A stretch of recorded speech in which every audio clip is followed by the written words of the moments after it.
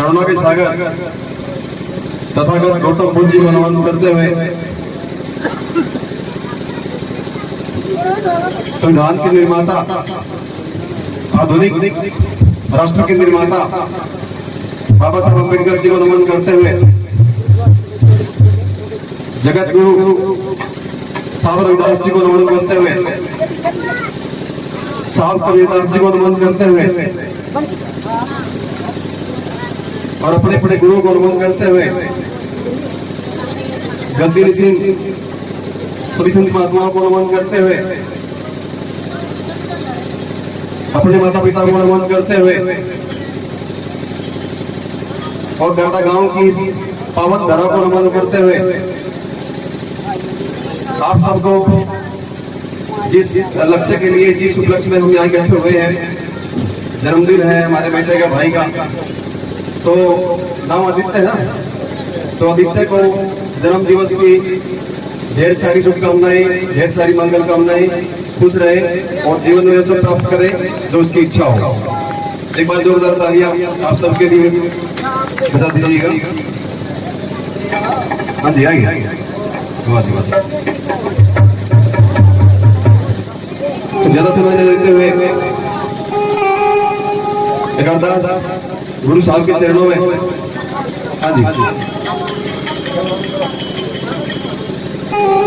गुरु मिल गए रविदास, नार किसे की आस। हाँ जी, गुरु मिल गए रविदास, नार किसे की आस।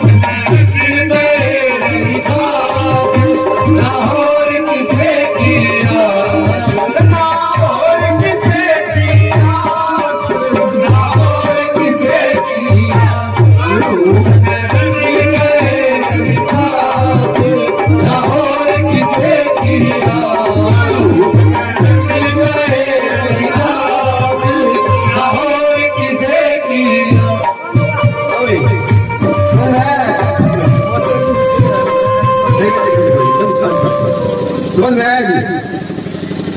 साहब हमारे ड्राइवर गुरु रविदास महाराज जी इतने तत्वदर्शी सोच के थे, इतने दूरदर्शी सोच थी उनकी उस समय में भी, साहब रविदास जी की उस समय में भी साहब लोकतंत्र की बात करते हैं, समानता की बात करते हैं। जिस समय में आज हम जी रहे हैं ना, वो सोच सावरदास जी की दुश्मन पे कि ऐसा चाहूं राज में जहां मिले सेवन को वन, और छोटा बड़ा यानी कि किसी भी बात का, जात पात का, धर्म का, रंग का और स्त्री पुरुष का भेदभाव ना हो।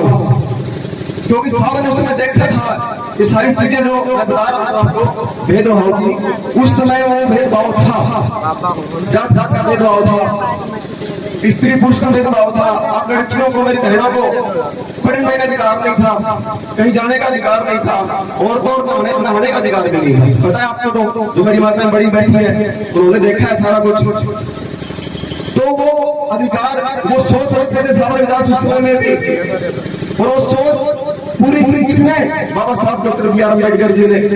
आज जो हम बैठे हैं, आजादी का जीवन जी रहे हैं, वो मेरे साथ ड्राइवर गुरु विकास जी के विचारों और बाबा साहब के कर्मों की मेहरबानी है। जोरदार तालियां उनके लिए। बहुत बढ़िया।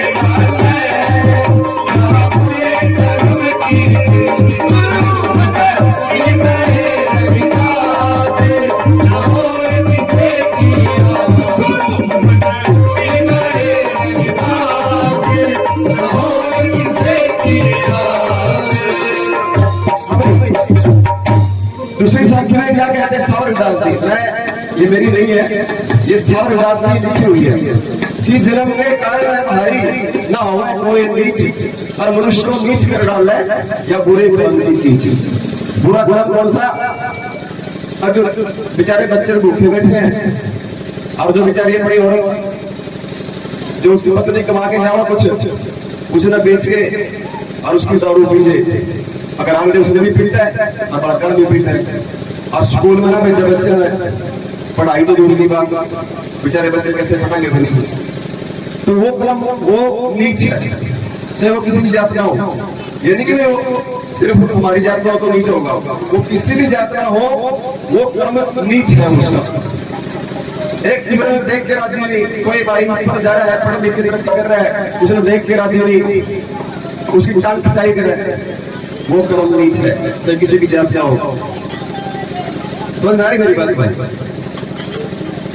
तो उन बुरे कर्मों से, उन नीच कर्मों से हमें बचना है, तभी जाके हमारे महापुरुषों का सपना साकार होगा, तभी जाके हमारा समाज, हमारा देश तरक्की करेगा।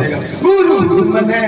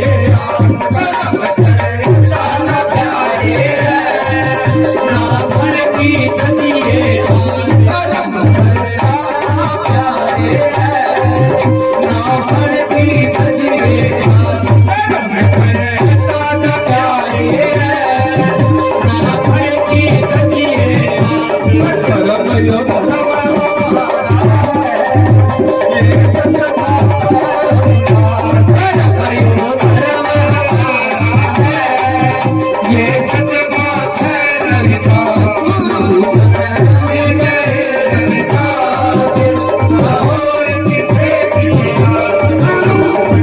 मिल गए ललिता और किसे किया। अभी है भाई देखो फिर जाओ। हाँ भाई क्या बताया साहब ने कि कब क्या जाता भाई जल्दी जल्दी। अच्छा सुना दिया। अच्छा अच्छा ठीक है एक है भाई पीछे बोले। हाँ भाई सुंदर अपना ज्ञान की बात होनी चाहिए ना सत्संग में। सत्संग का मतलब है सत्संग सत्संग इसमें कुछ सीखने को मिले अपने को। और वैसे मुंह पर तो मुझे अंदर पड़े जाऊंगा वो दो सारे के साथ अपने गुरु जी इतने बड़े बड़े अफसर चुना रहे आपको उसमें अमल भी होना चाहिए ना। ऐसे नहीं कि भाई वैसे बैठे बैठे सोने जाओ उसका कोई फायदा नहीं है। ठीक है ठीक है ठीक है। तो सारे जी क्या कहते हैं कि कर्म करता जा प्यारे है ना फल की तजिए। एक पुस्तक में लिखा है कि कर्म कर फल की इच्छा ना कर। अब ये बताओ कि बिना इच्छा के कोई कर्म हो सकता है क्या? भाई बच्चे को डॉक्टर बनाना है इंजीनियर बनाना है तहसीलदार बनाना है या फिर मास्टर बनाना है तो उसको पहले सोचना पड़ेगा ना बच्चों को तो क्या बनाना है उसको। वो सोच के दिमाग में एक इच्छा पैदा कर जाओ बच्चे के दिमाग में कि आपने क्या बनाना है क्या बनना है मैंने उसके बाद कर्म होता है। और एक किताब क्या बता रही है हमारे को उल्टा मार्ग बता रही है। लेकिन साहब रविदास जी कहते हैं कि कर्म करता जा प्यारे रहे ना फल की तजियास। फल की आस नहीं तजरी आपने फल की आस पहले करनी है उसके बाद कर्म करना है। गुरु बने